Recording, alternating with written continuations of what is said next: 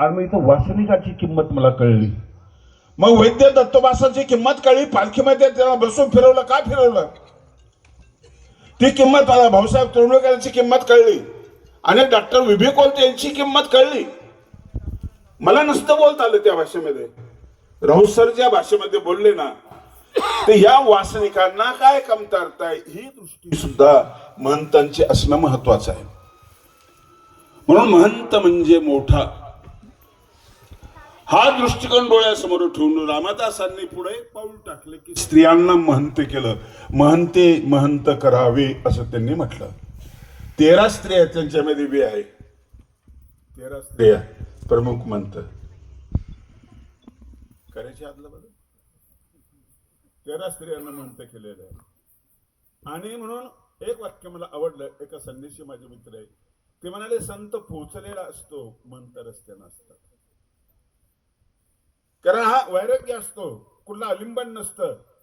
आणि त्याला आम्ही निमित्त विधी काढलेले की हे अलिंबनाची गरज नाही, अलिंबनासह महंत हा महंत असतो. 5 पायऱ्याचा असा नाही, 5 पायऱ्याचा असा उंच जागा आहे. याला गुरुची प्रसन्नता लागते. ती प्रसन्नता, बाबांची प्रसन्नता. बाबा विद्वान आहेत. संस्कृत पाठशाळेमध्ये बाबा शिकवत होते तेव्हापासून मी त्यांना ओळखतो. आरोमधला मी गेलो होतो. नंतर बाबांचे विदेश प्रवास, महावाक्य झाले, सगळ्या विषयाला स्पर्श केला.